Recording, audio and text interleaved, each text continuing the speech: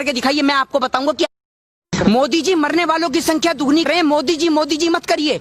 मोदी जी आपका झोला पैक कर दूंगा मैं।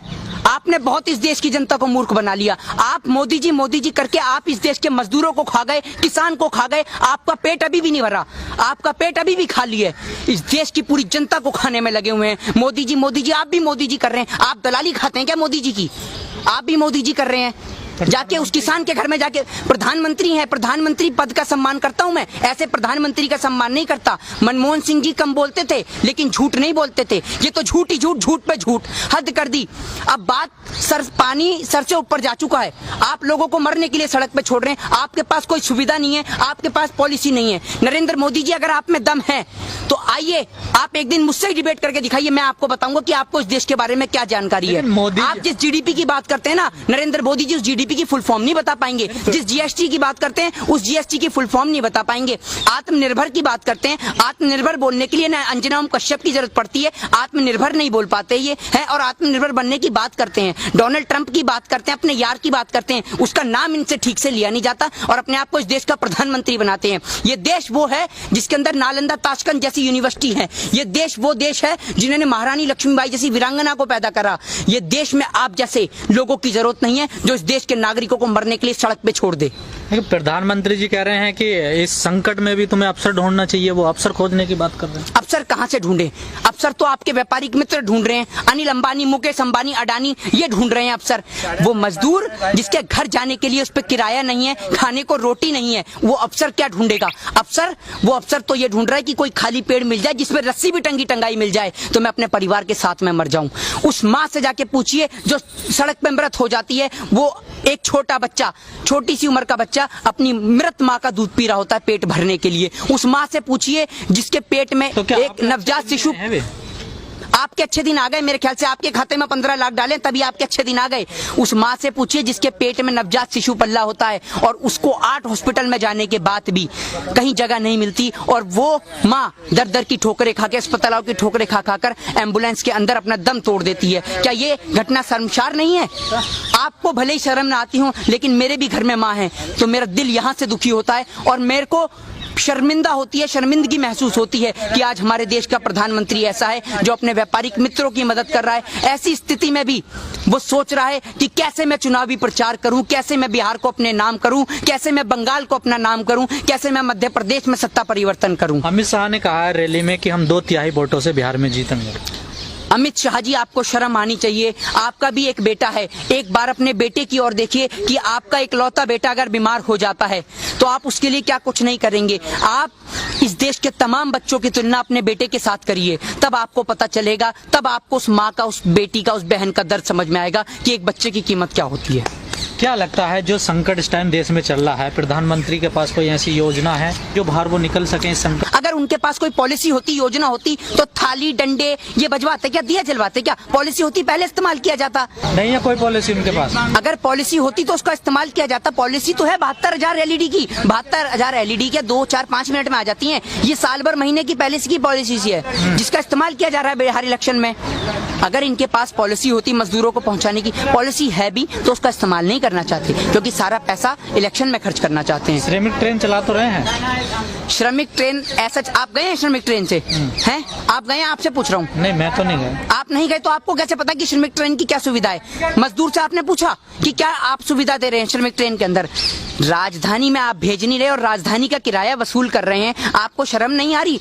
कितनी और दलाली खाएंगे इस देश के चौथे स्तंभ को? पूरा तो जंग लगा चुके हैं, कारण इस देश का चौथा स्तंभ गिर भी जाएगा और हम लोग जिंदा हैं इस देश के चौथे स्तंभ को बचाने के लिए। हम ऐसे लोगों का कदापि साथ नहीं देंगे। और तमाम लोगों से मेरा निवेदन है, जिन माँओं ने, जिन बहनों ने, जिन बेटियों ने अपने घर परिवार के सदस्यों को खोया है, उनको पता है कि दुख दर्द क्या होता है। और अब आपको और हमें, आप क्या सोच रहे हैं कश्मीर के अंदर कश्मीरी पंडित किस तरीके से मारे जा रहे हैं? आप इस हिंदुओं का वोट का सिर्फ इस्तेमाल करेंगे वोट बैंक के लिए?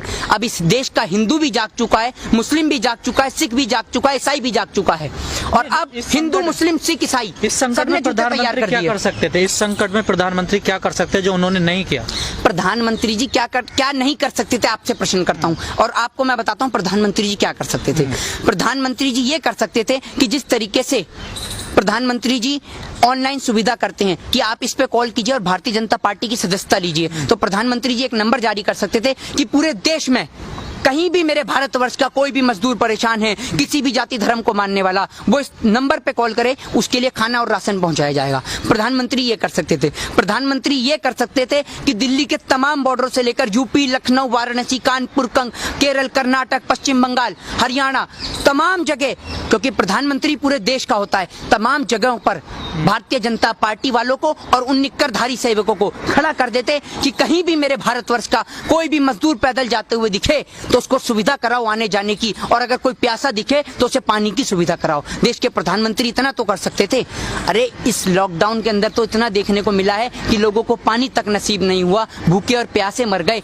आप मोदी जी इतना तो करा सकते थे कि उनको घर नहीं बेच सकते तो कम से कम उनको उसी जगह पर पानी और खाना तो मुहैया करा देते। मेरे दिल को और मेरे भाइयों मजदूरों को भी बहुत खुशी मिलती। देखिए, रैली का टायर पंचर कर देगी बिहार की जनता, स्वागत के लिए तैयार है पुराने जूते और चप्पल, ठीक है, और जिस पे रैली पे रथ यात्रा ये करेंगे उसका पंचर करेगी बिहार की जनता। बिहार के अंदर से शुरुआत होगी भारतीय जनता पार्टी की संपूर्ण भारत से जाने की तैयारी। मोदी जी का झोला पैक हो चुका है और उस झोले को एयरपोर्ट तक मोदी जी जाना चाहेंगे फ्लाइट से तो फ्लाइट से, ट्रेन से जाना चाहेंगे तो ट्रेन से, और अगर मोदी जी पैदल जाना चाहेंगे तो पैदल। इस देश की जनता मोदी जी के झोले को पहुंचाने की तैयारी कर रही है जिस तरीके से। और मैं आपको बताऊं, सबसे बेहतर है योगी आदित्यनाथ जी, जो कहते हैं कोरोना खत्म खत्म खत्म। योगी आदित्यनाथ जी के पास ऐसी पॉलिसी है कि अगर कोरोना खत्म नहीं होगा तो झट से खत्म कर देंगे। वो क्या पॉलिसी है? वो पॉलिसी ये है कि भारत का नाम बदल के न्यूजीलैंड कर देंगे। खत्म, अंधभक्त खुश कि भैया कोरोना खत्म, क्योंकि नाम ही बदल गया। योगी जी से स्मार्ट बंदा कोई नहीं है, समझ रहे हैं? योगी जी ऐसा है, सुबह बाल पे तेल लगाया, अपना एकदम बाल फुल सेट, उसके बाद नाम बदल देंगे शाम तक। है भी नहीं उनके। अरे भैया, बाल टेंशन इतनी लेते हैं, नाम सोचने में वक्त लगा। अब योगी जी को नाम सोचने में वक्त लगा, उन्होंने सोचा न्यूजीलैंड कर दें तो भैया कोरोना मुक्त हो जाएगा भारत। कि क्या लगता है जो बिहार के जो मजदूर थे, प्रवासी मजदूर, इस कोरोना काल संकट में जो पैदल लोग पहुंचे हैं, उन सारी परिस्थितियों को, उन सारी दिक्कतों को देखते हुए वोट करेंगे इस बार? वोट क्या करेंगे? मैं आपसे क्या कह रहा हूँ, आप बात को नहीं समझ रहे।